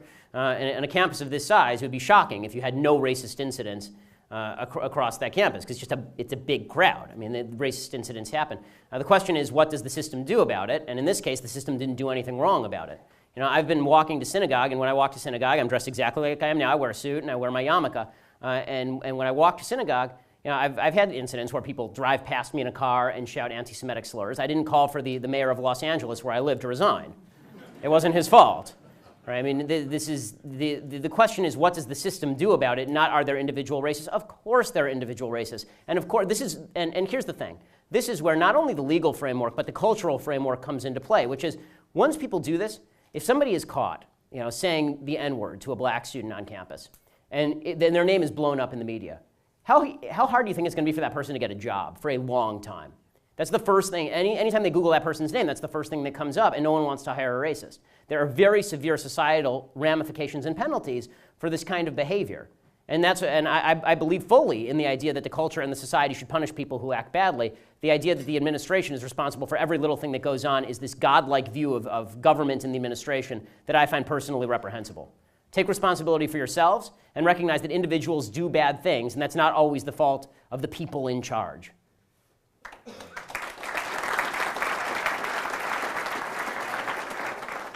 Hi. Okay. So I have a question. So what is your feelings on like social conservatism in politics today, like being anti-drug war, anti-evolution? Do you think that's a winning strategy for Republicans to be like on the side? Well, I mean, I don't know that being anti-evolution is a particularly Republican position. I mean, I'm not anti-evolution. I believe in evolution.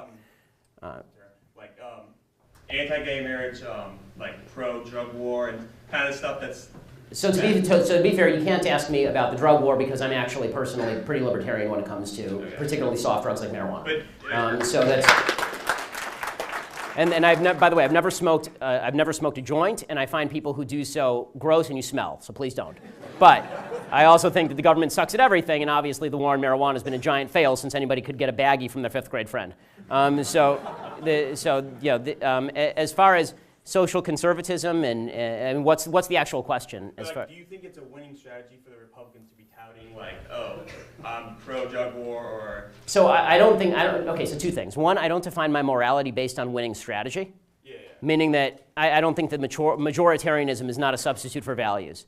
If there are 5 people in a room and 3 of them vote for something evil, that doesn't make evil good.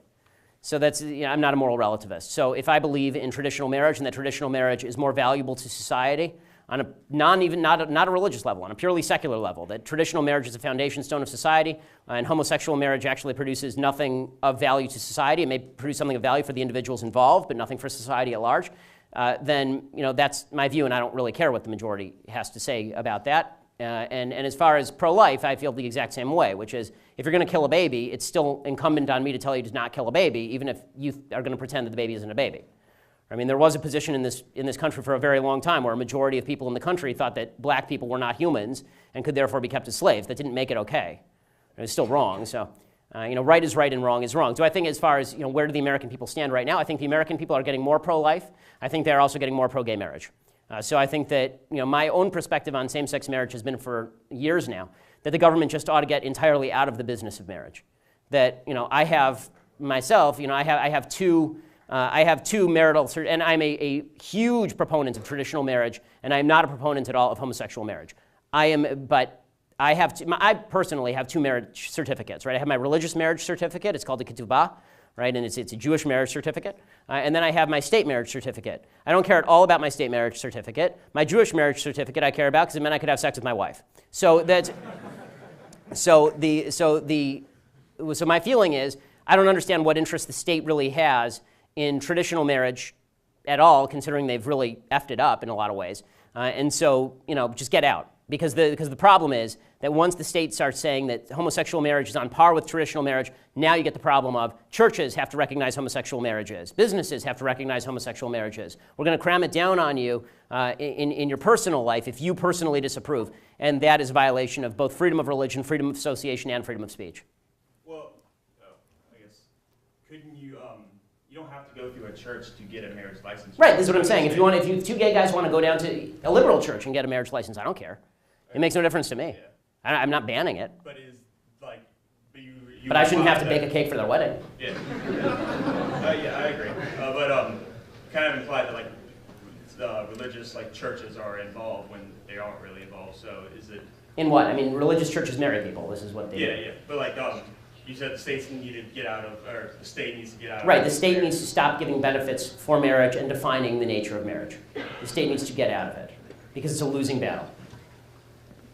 Hi, yes, I know this topic hasn't been touched on tonight, but global warming and the fact that the left will say that it's more important than the issues we're facing now with ISIS, right. Our crappy economy, and the fact that people say cows farting in a field are the cause of global warming. Mm-hmm. Okay, so when it comes to global warming, there are two issues. Is there such a thing as the greenhouse gas effect? The answer is yes. Is that something that is going to dramatically reshape our world? There's no evidence to show that it will. And is that something that we can stop? There's no evidence to show that we can. So, when it comes to, we should all throw our cars in the river because we have to prevent the global temperature from rising a percentage of a Celsius degree over the next century, it seems to me a very godlike view of what human beings are capable of, particularly since the weatherman can't predict the weather tomorrow, but even climatologists can't predict 10 years from now. I mean, they still can't explain why there's been no warming trend over the last 15 years, right? There's been an absolute static trend with regard to global temperatures over the last 15 years.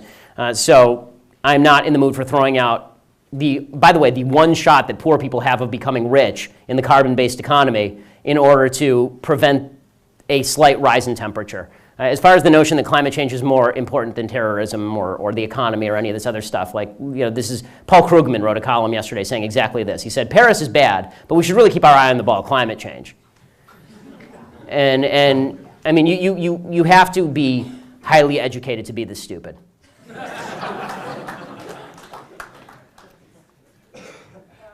Sorry, hold on. Sorry, I'm back. Okay, so this is from Summer at Summer Elizam. She wants to know, has there ever been an experience in which you thought public expression went too far and it should be curbed? Sure. I mean, in terms of should the government come in and prosecute somebody for public expression?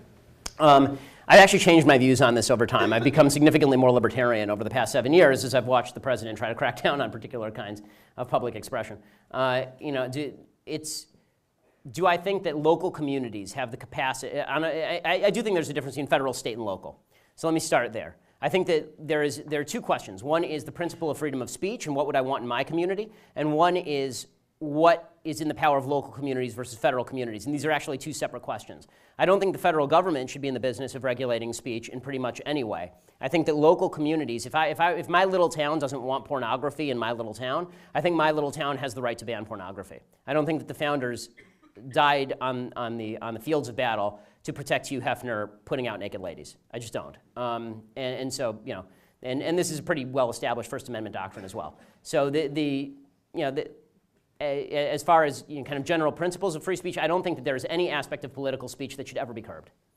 I think all aspects of political speech are on the table. I think that there's a difference between political speech and, for example, flag burning.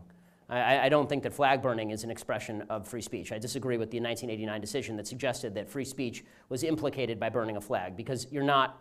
There are certain things that hold us together, and that is one of the very few that does.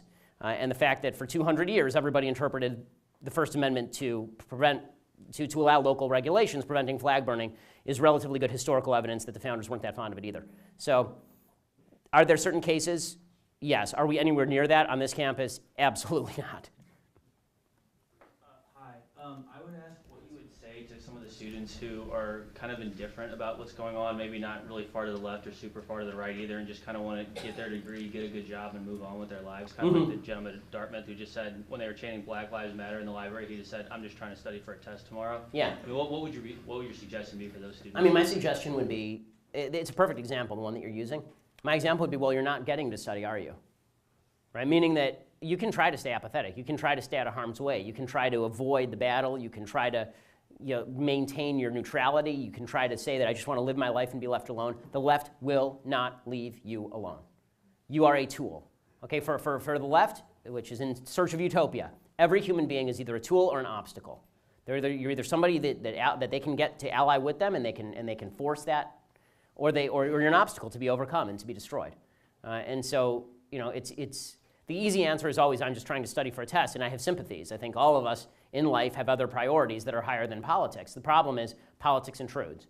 So, if you want to study for that test, at a certain point, you're going to have to say these people are behaving terribly, and they need to get out of the library, right? Because if you don't do that, you're not going to get to study in the library. And if there are no behavioral standard whatsoever, then there is no safe space for you. If there are no behavioral standards. I mean, we live in a common society. There are behavioral standards by which we all abide, and these include not being aggressive in manner toward people who have not done anything to you. I'm Alex. I came all the way from Lawrence, Kansas to see this. Wow. Okay. That's some real hostile territory. My question actually changed since I come up here. You said that you've moved more libertarian as you've gone on the past couple of years. So a short question for me, and I have another question after this, it's also rather short, is what do you think has been Rand Paul's biggest problem in this campaign? Because early on he was seen as the front runner, but slowly he's fallen towards the bottom. Okay, so Rand Paul's biggest problem has been ISIS. It turns out that in a Republican primary, you can't be an isolationist who wants to cut defense. That's really been his biggest problem. And because of that, he's done that. His meeting with Al Sharpton was not a big win for him. There's certain aspects of the libertarian position that seem childish to people who vote in Republican primaries, and these include being isolationist on foreign policy and being soft on crime. Criminal justice reform has not been something that is popular among the Republican voting base. The truth is, when it comes to domestic spending policy, for example, I love Rand Paul when it comes to domestic spending policy. When it comes to his foreign policy, I think he's awful. So you sort of have to have both. So that's why Rand Paul has fallen. And my second question is, how do you explain the rise of Donald Trump and how he is still in the front? Okay, so this one is always my favorite question. So I've been waiting all night for this. Okay, so the rise of Donald Trump is explained by a couple of factors. The first factor explaining the rise of Donald Trump is that Donald Trump is a hammer in search of a nail, right? And everybody is so annoyed with politics and politicians that we just want to see somebody get hammered. And so it doesn't. So Donald Trump, you'll notice, he as a hammer in search of a nail, sometimes he hits a puppy, right? Sometimes he hits a glass pane, sometimes he hits a child, and sometimes he hits a nail. And when he hits a nail, it's great. So in the span of the last 4 days, we saw Donald Trump go from a 0 to a 10, right? He did his horrible speech in Iowa, where he was reenacting Ben Carson's stabbing story and taking his belt buckle and moving to the side of the podium and unbuttoning and moving around his belt buckle like a crazy guy. And everybody was going, "What is this?" And then 2 days later, or the next day actually, the Paris attacks happen, and he goes on national television and he's asked what he wants to do, and he says, "I would bomb the shit out of them." And most Americans go, "Okay, I get that. I'm there. All right." I don't need a 5-paragraph essay. I'm cool. We got it, right? Trump has a gift for speaking at the lowest common denominator level, which actually it actually is a gift. I mean, it means that you communicate with the most people. And he also has a gift for the soundbite. Both for good and for bad. He's also a dramatic slap in the face to the Republican establishment. There's a whole side of Republicans who just say, "You guys were trying to push Jeb Bush on us? Well, screw you. We're going with Donald Trump." And so, which is why all these outsider candidates are doing so well. So, I find Trump highly amusing as a candidate. I find him highly amusing as a person. Would I vote for him in a primary? No. Do I think that I will tell you one thing about Donald Trump. Donald Trump, there's a solid case to be made. This is not even meant to be funny. There's a solid case to be made that he has a better shot of being president than Marco Rubio. And the reason that I say this is because if you look at how Mitt Romney lost the last election cycle, he lost the last election cycle because 5 million white voters did not turn out to vote. Mitt Romney would have had to win. Everybody keeps saying, "Oh, Marco Rubio will win the Hispanic vote." You know what percentage of the Hispanic vote Mitt Romney would have had to win in order to win in 2012? he would have had to win, according to Byron York at the Washington Examiner, 73% of the Hispanic vote in order to win in 2012. So he ended up winning, I think the statistic was 27% of the Hispanic vote. So what's easier, winning 3% more of the white vote or winning 46% more of the Hispanic vote? And the answer is 3% more of the white vote. So who are these white voters who stayed home in 2012? The white voters who stayed home in 2012 were a bunch of blue-collar voters in swing states like Ohio, right? Who do these people like? Donald Trump. If you look at the polls, blue-collar voters like Donald Trump.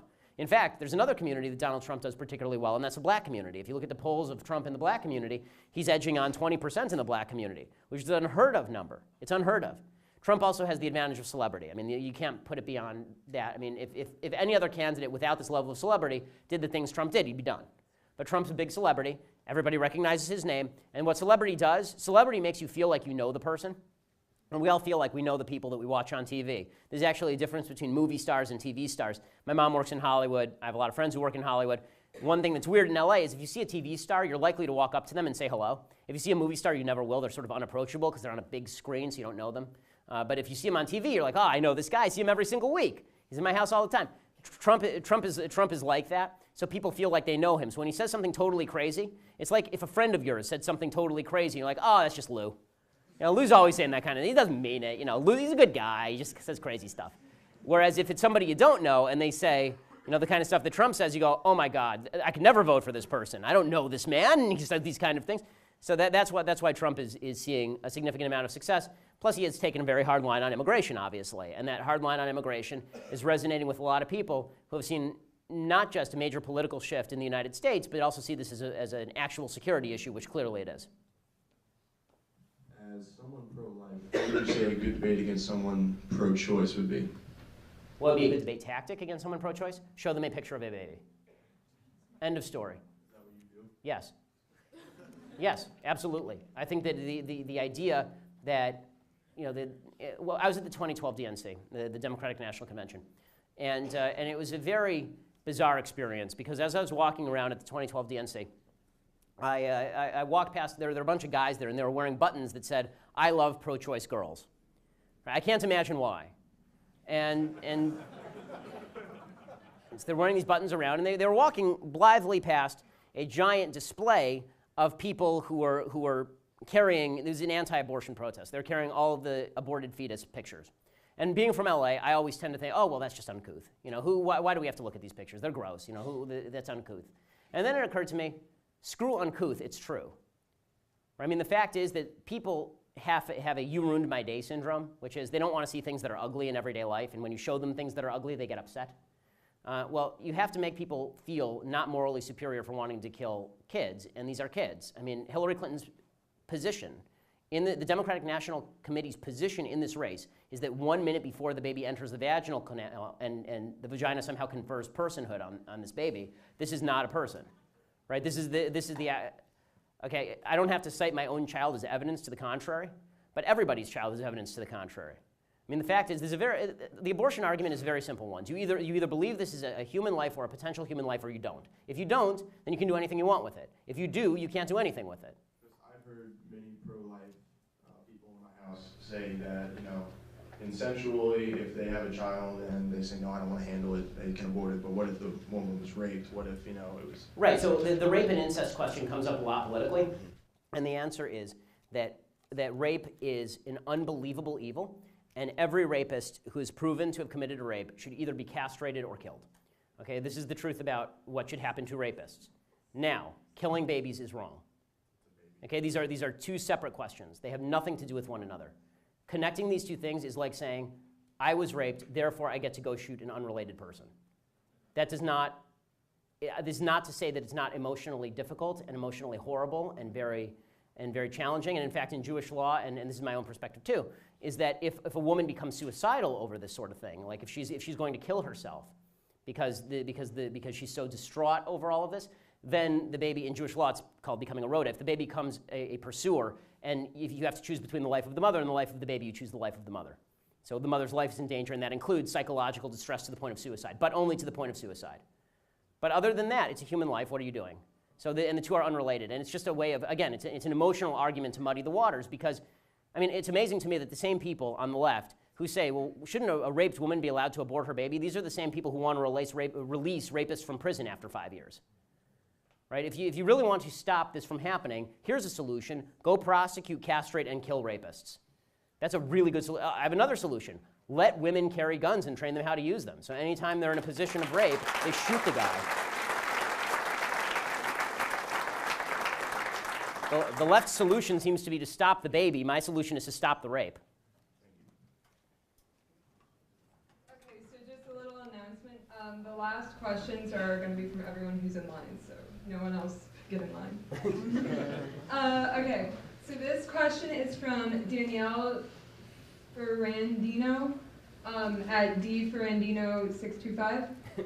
She wants to know if you have anything to say about the black conservative Jasmine Wells, who is called an Uncle Tom for supporting Thomas Jefferson here on campus.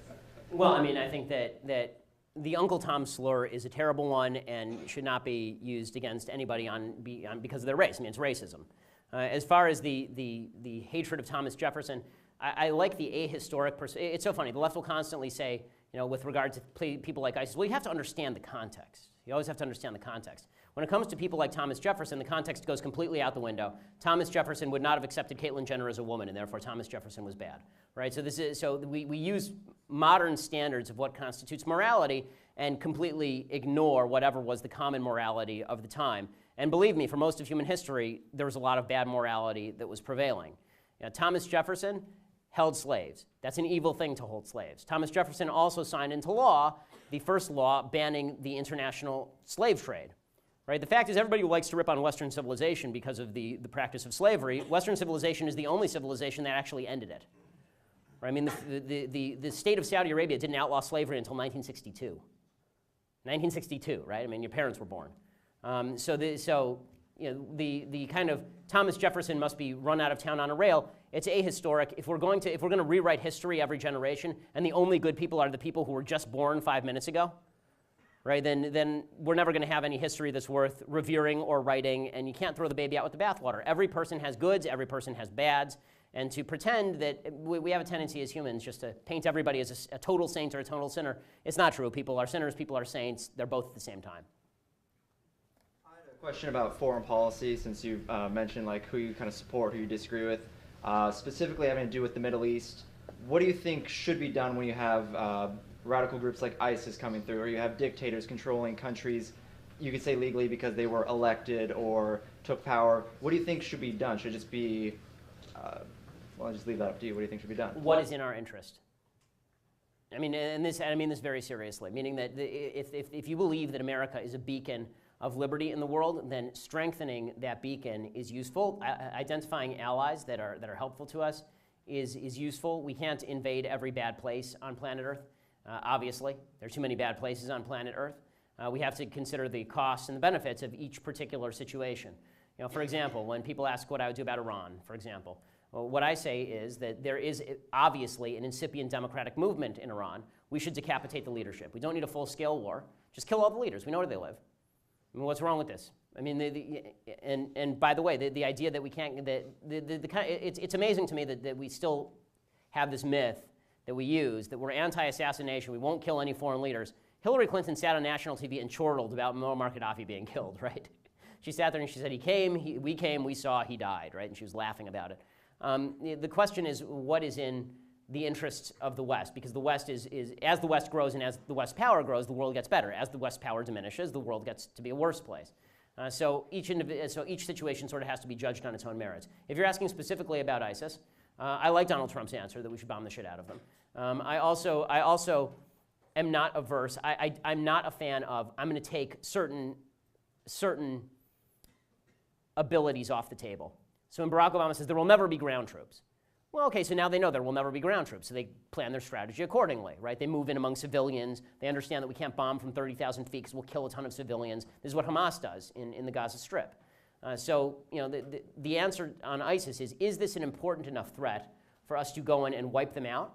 And once we've wiped them out, do we actually want to occupy the region? And I'm not averse to occupying the region. The fact is that the number of Americans who were being killed in Iraq by the end of the occupation was extraordinarily low. For all of the talk about the horrible Iraq War, between 3,000 and 4,000 American troops died during the Iraq War to defeat the fourth largest military on planet Earth and then clean up a country with one of the widest insurgencies on planet Earth. More people than that were killed in certain hours of the Civil War. So, President Obama the other day, he basically said that we only have two choices. We can either occupy for 100 years or we can't do anything, basically. We can do pinprick bombing. I don't think that's true. I think that you can do heavy bombing, number one. I think number two, you can cut off economic resources. I think number three, you can decapitate leaders that you don't like. And then if there's a bad leader who comes up in their wake, you kill that leader too. We have lots of bombs. But a realistic perspective on each individual problem is necessary. I don't think there's a blanket policy, in other words, that is available for every particular situation. Mr. Shapiro, my name is Rick Imagino. I'm a reporter from Chicago. I cover a lot of the shootings in Chicago. That's what I do. And I've been doing this since 2013. And I don't see Black Lives Matter anywhere in Chicago. I don't see them protesting. I don't see them acknowledging what's happening there. Shouldn't that alone delegitimize this group? Absolutely. And Black Lives Matter is a joke. Black Lives Matter is a movement that is designed specifically and solely to crack down on political enemies of the left. The Black Lives Matter movement is a racist movement. If there were any converse movement saying white lives matter, everyone would recognize it as such. And again, the Black Lives Matter crew doesn't say that all Black lives matter. They say the only Black lives that matter are black people who are killed by white people, right, which is a tiny, tiny number across the United States. I mean, if we were to reverse the situation, significantly more white people are killed by black people every year than black people are killed by white people every year. But the reality is that if you actually want to make life better for if black lives actually mattered, there would be a few things that you'd want to do. The number one thing you'd want to do is stop aborting black babies. More black babies were aborted in New York City last year than were born in New York City last year. I mean, literally entire generations of black people have been wiped off the face of the earth by people who are getting abortions. The second thing that you would do is actually have a very heavy police presence in high crime areas, because that's the only way that you develop a culture of property ownership and investment that creates jobs, that creates better lifestyles for people. And the third thing that you would do is cut off benefits and diminish benefits for people making bad decisions. You don't incentivize people to have babies out of wedlock. Right? Our culture has now conferred hero status on people who put themselves in self-victimized situations. My wife is in medical school over at UCLA, and my wife has made a lot of good decisions in her life. The number one, of course, is marrying me. The number two good decision for my wife, and she's watching right now, so I know she's laughing. The number two good decision for my wife is that we were both virgins until we got married. We're religious people, and we had our first baby about 2 years ago, January 2014, and she took a year off of school to take care of the baby because she wanted to spend time with the baby, and then she went back to school, right? And that's just what she did. She was not conferred hero status. There was a girl in her class who was a single mother and had to work her way through being a single mother.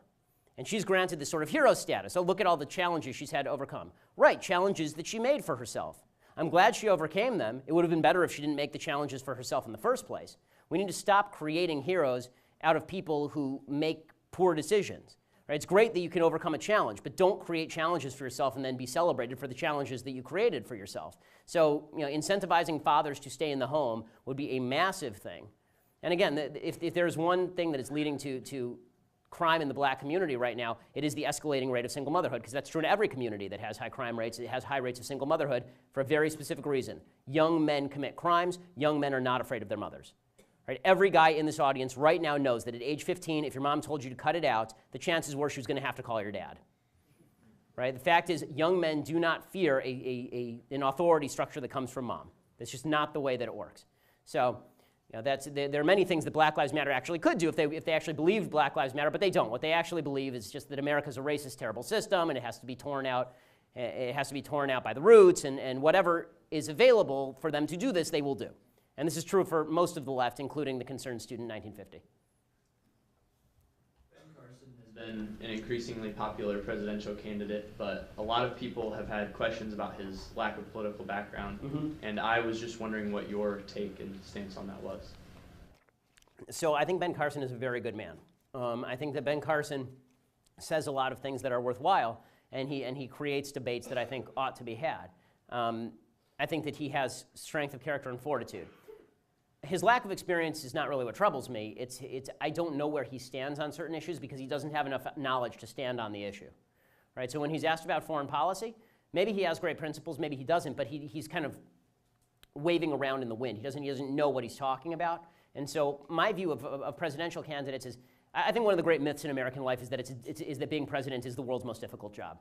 You have a personal service staff of 2 million people. I'm pretty sure that you can do it. This idea that you have to have tremendous executive experience, it's not like running a company because you never get to fire anybody. They all have government contracts.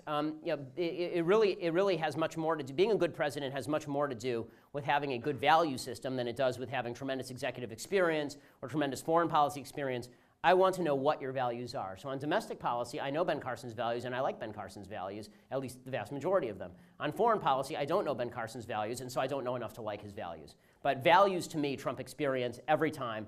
It wouldn't bother me that Abraham Lincoln had served a single term in the Illinois Congress before becoming president and losing a Senate race, to Stephen Douglas.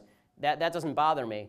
And it didn't. And I thought it was a stupid argument that Obama had no experience and therefore he shouldn't be president. I don't think inexperience I don't think inexperience explains the terrible president Obama has been. We've had many inexperienced presidents, and none of them have done this kind of damage. Ideology, values explain the terrible president that President Obama has been. He shouldn't have been voted for because of his values, not because he didn't. If he had sat in the Senate for 7 terms, he would be just as radical and just as bad at his job. Thanks so much.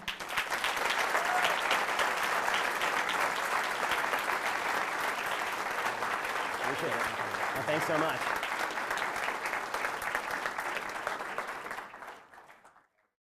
Not to yell because we don't have another mic, but I'd like to thank every single one of you for coming out, especially my liberal roommates. I'd have dragged them out here, but there's some tissues for you guys in the back if anything you said triggered you guys.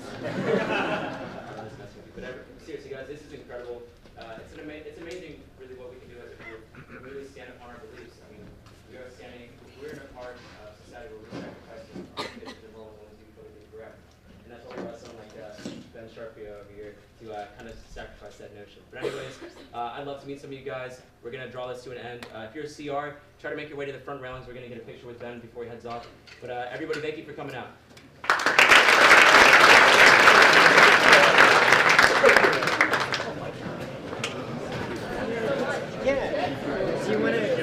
Do you want to get a group? I don't think they mind if you jump in a group photo. You would? No, you wouldn't. Everybody makes it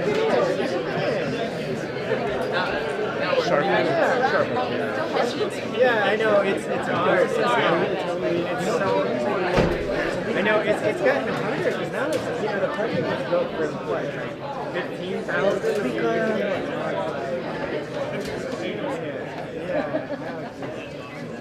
I kind of want to do it. I don't think I'll mind. I really don't. Okay. All right. Well, no, thank you for coming.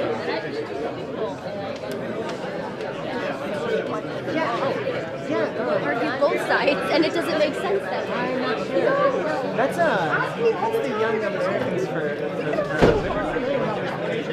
student president. Because you guys might end up the presentation that you guys had on Islam. You know what I'm talking about? Yeah. Okay. Well, you might want to do it because you guys might have crossover. Yeah, let's do that.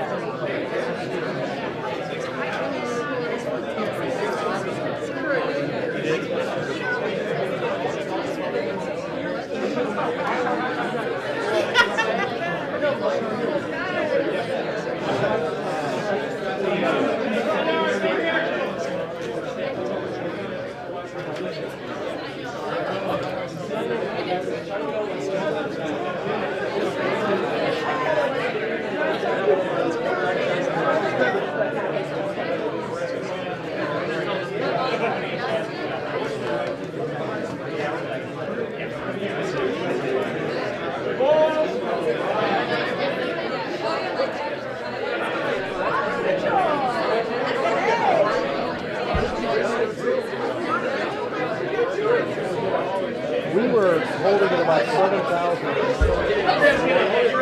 Usually what that means is that we peaked at 7,000. So we were somewhere between usually what that means is we over well, you can look could multiply it by 5 or 6, so we probably have like 20 to 50,000 unique viewers.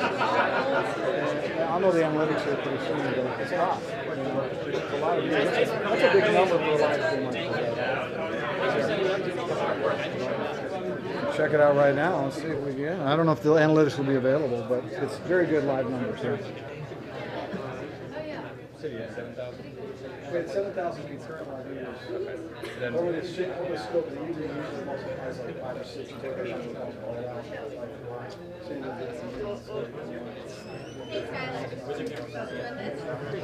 And then you have all the recordings.